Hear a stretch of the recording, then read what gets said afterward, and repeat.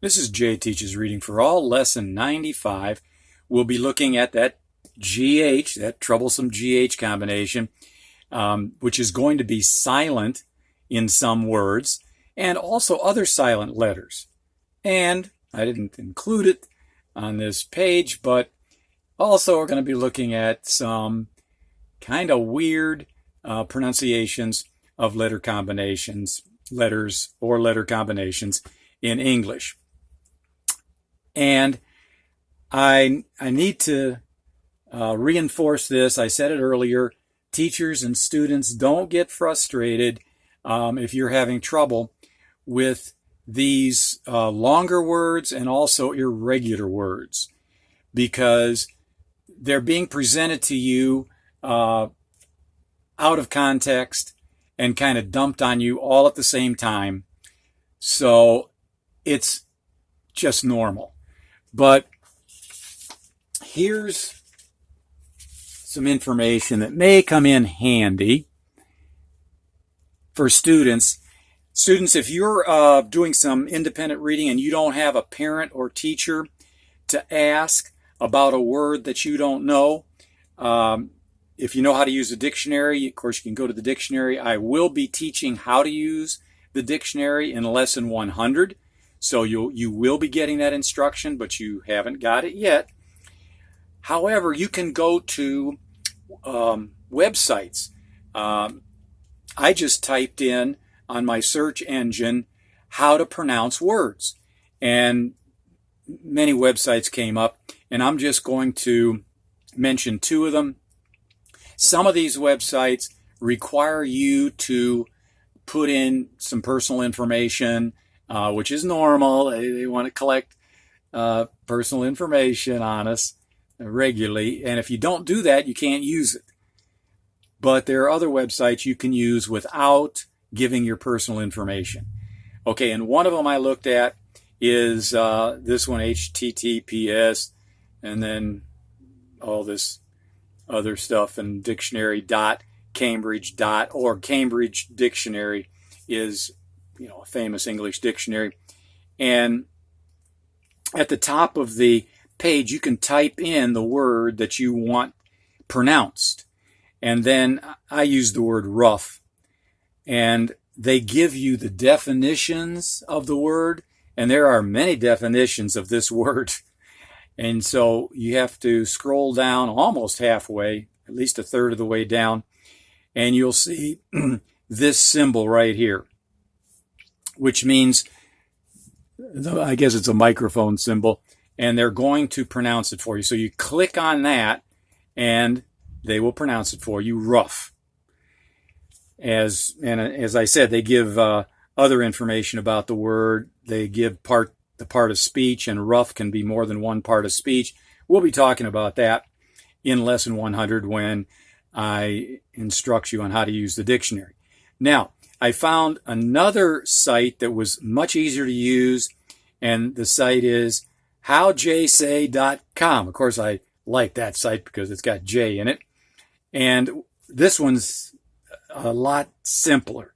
Right at the top, you just type in the word. I typed in enough, E-N-O-U-G-H, and you click on the microphone, and it will tell you how to say the word. You can click on define, and it'll take you to another page which tells you the meaning of the word. And also, if you want to translate it into another language, you can click on translate. It takes you to a page. And at the top, it had French and Chinese, but you can click on this little down arrow. You can click on that, and it'll give you a list of all kinds of languages. And so you can find out how that word is pronounced in another language, which is kind of neat, but it's not specifically on task as to what we want. My point is this, that I'm giving you these irregular words, which I have in the past called elephant words. In school, they call them sight words. I'm giving you these irregular words so that you know they're there. English is 85% regular. The rules that you were given from lessons 1 to 84 are going to put you in good stead to decode most of the words you run across. But I want you to know there are exceptions, and I want you to be familiar with these exceptions so it'll be easier for you to deal with them when you run across them. So with that being said, we'll get into this lesson, and we'll start with the review.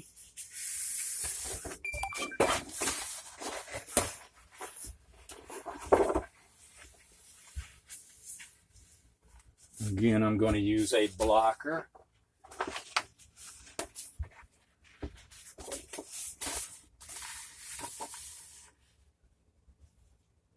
And we're going to go with words that have the sure ending sounding like sure. So, students, say these before I do. Sure. That is sure. And this one? Assure. And this one? Reassure. And this one? Insure. And this one? Reinsure. Okay, now re, inn, and re, these are all syllables that are called prefixes. And a lot of times prefixes carry meanings. These prefixes do carry meanings. I do not get into prefixes and suffixes and their meanings. Suffixes are syllables at the end of a word that can carry meaning. I don't get into that in this course. So that's something that you'll have to explore on your own, prefixes and suffixes. So I thought I'd mention that. Teachers have students read these to you. Press pause.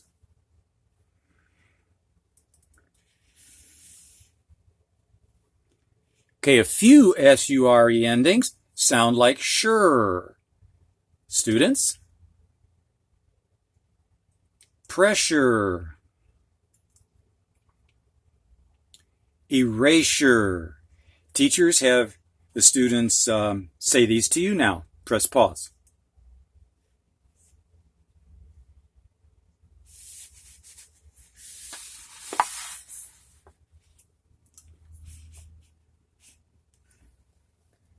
Okay, most sure endings sound like jure, as in these words. Students, go ahead. Measure, pleasure, treasure, exposure. Let me say that again. Exposure,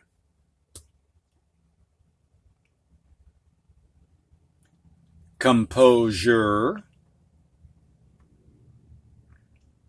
closure, disclosure. Teachers have students say these to you. Press pause.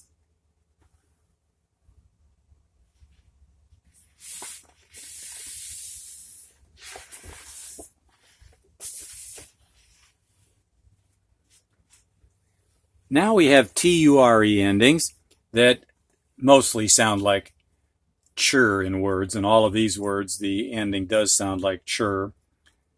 Students, once again. Mixture,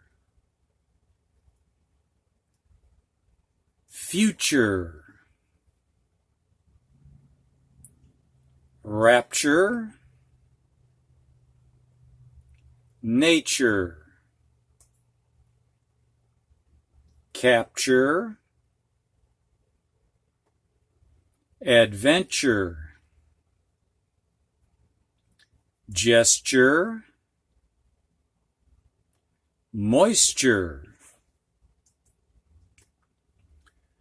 puncture. Again, teachers, have students read these to you. Press pause.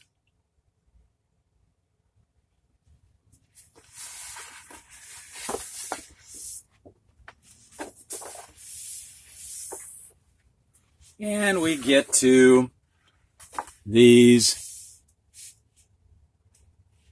ough endings now, which some sound like uff, as in these words right here. Students, go ahead. Tough,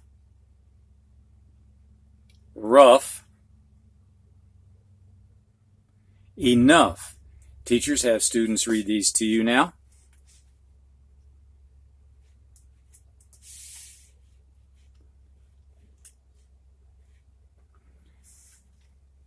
Sometimes ough just sounds like long O, like in all. Whoops.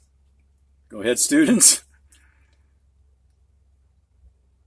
Although, almost gave that away. And dough. Teachers, have the students read these to you.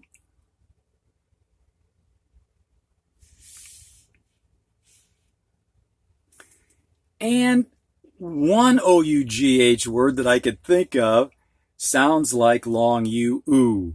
This word is what, students? Through. And at least one ough word ending sounds like off. And this word is what, students? Cough. Teachers, have students read these to you one more time.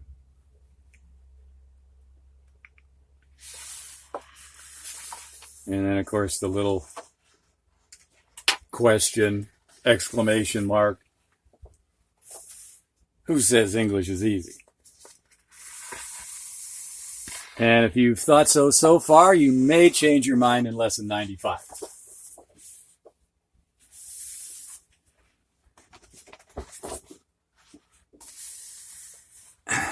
Because ough sometimes hides its sound completely. We don't even hear it.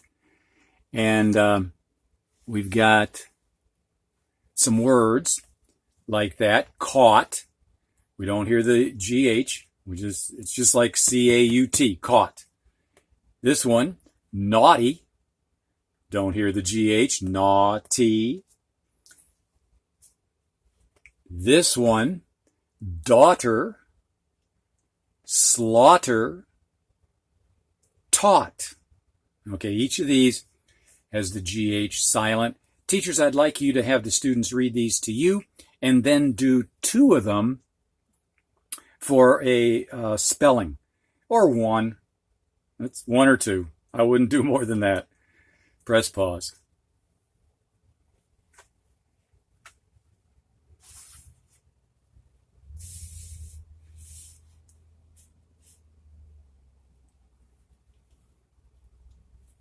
Okay, here are some more words where the GH is silent.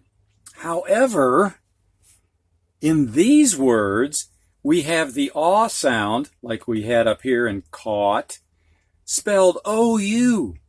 Should be ow. Nope. Here's another weird situation in these words. So we have words like ought and fought and thought and brought and sought. Okay, so teachers, have students say these to you and then pick out 1 or 2 for spelling. And by the way, I am not going to go over the definitions to these words until the next lesson, actually. So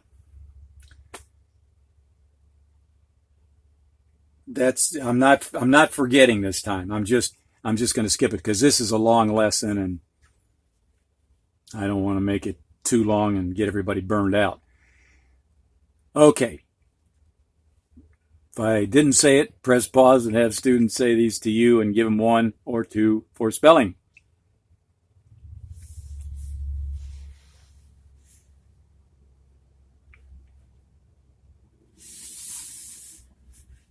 Maybe we'll go like this.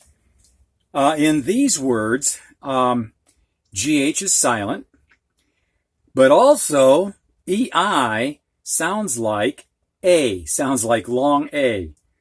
So we've got a couple of things going on that are strange. We've got the number 8, 80, 18, weight, freight, sleigh. So EI sounds like A, and the GH is silent in sleigh.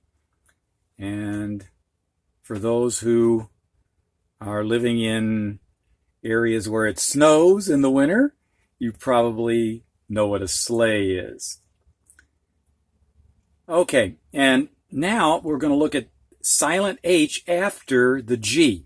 So in these words, the G does get sounded, but not the H. So we have ghost. We don't hear the H. Ghastly, ghetto, and Ghana. Ghana is a country in Africa. And in none of these words do we hear the H. Okay. Teachers, I'd like you to have the students read these to you and pick out at least one from this group and one from this group for spelling. If you want to, you can pick out 2 from this group because there's more of them. Up to you. Press pause.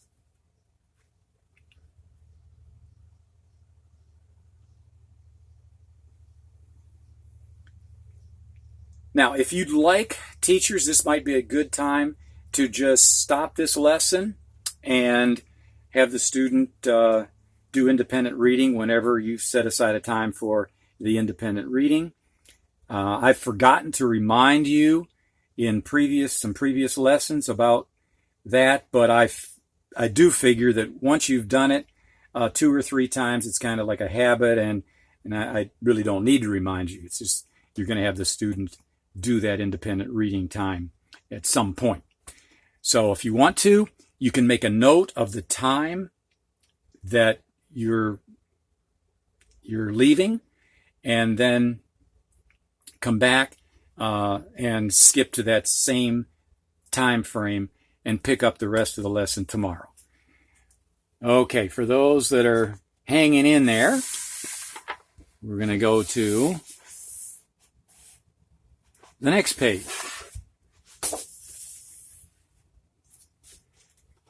And here we have G that is silent in these words. Previously, the H was silent, but now we've got GN at the beginning of a word, and the G is silent. Gnaw, gnarl, gnat, gnash, new. And a new is kind of like a wildebeest, but the student might not know what a wildebeest looks like. You probably have to go to the internet and give them a picture of this. It's sort of like like a water buffalo, kind of like a water buffalo. But anyway, students or teachers have students read these to you and pick out 1 or 2 for spelling. Press pause.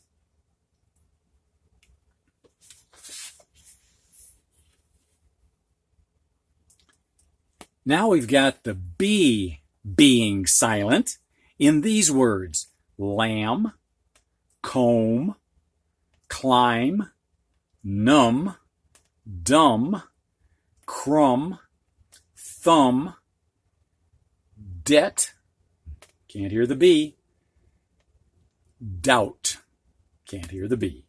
All right, teachers, have students read these to you and give them 1 or 2 on a spelling test. Press pause.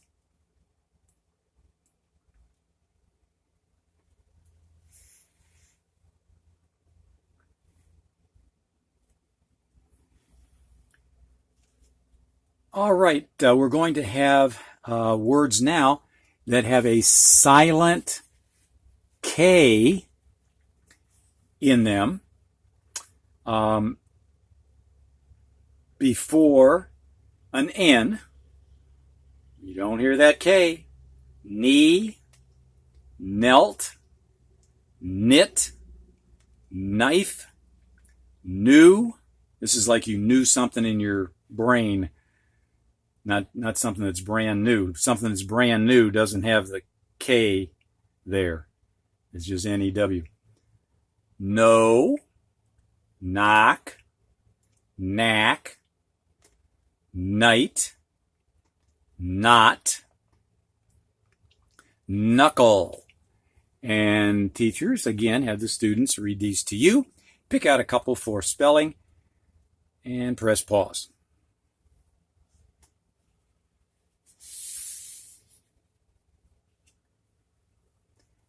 Now we're going to have words with a silent W. And these W's are followed by an R. You can hear the R, but not the W. So we got wrap, right, wrote, wrong, wreck, wreath, like a Christmas wreath, ring. This is not the ring on your finger. That would be R-I-N-G. This is like you wring a wet towel. Wrench, wrath, rest, wrestle. Okay, teachers, have students read these, pick out a couple for spelling, and give them a spelling test. Press pause.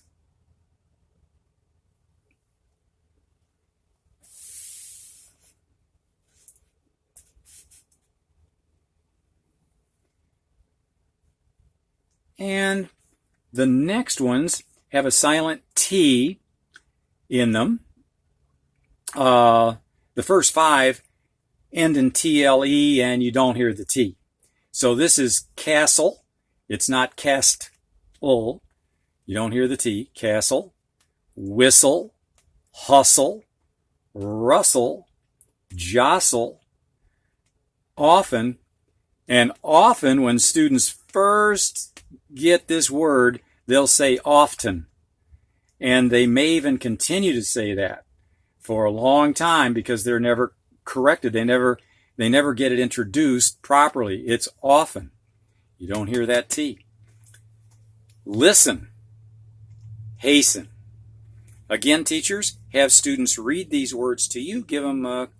I'd give them one from this first section with the TLE ending and one from this one. Press pause.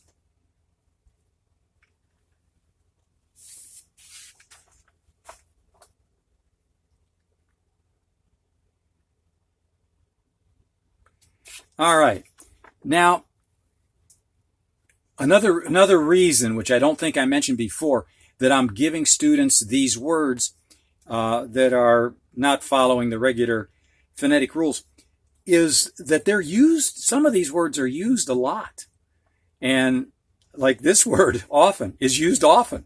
Listen is used quite a bit. So they need to know that from time to time they're going to run into words that just don't follow our rules. Okay, the next lesson is going to be lesson 96, 97, and 98. We're going to do 3 lessons in one. And the reason we're going to do that is because there aren't too many words that are in each category. So we can go through these pretty quickly. One category is OR, sounding like ER. So OR, which should be OR, sounds like ER in some words. So this word right here is not work, it's work. I've heard it pronounced differently by different dialects, but I have never heard it pronounced work. So, in my Midwestern dialect, I pronounce it work. And we'll have other words like it. Also, the A in WA often sounds like ah or aw, like this word wasp. I've heard it said wasp, which A-W, aw, wasp. Or I've heard it said ah, wasp. I've heard it both ways. This one, Wall, I've mainly heard it aw, and we've had A-L-L before, but now we've got 2 clues that this word is going to be aw, because there's a W in front of it.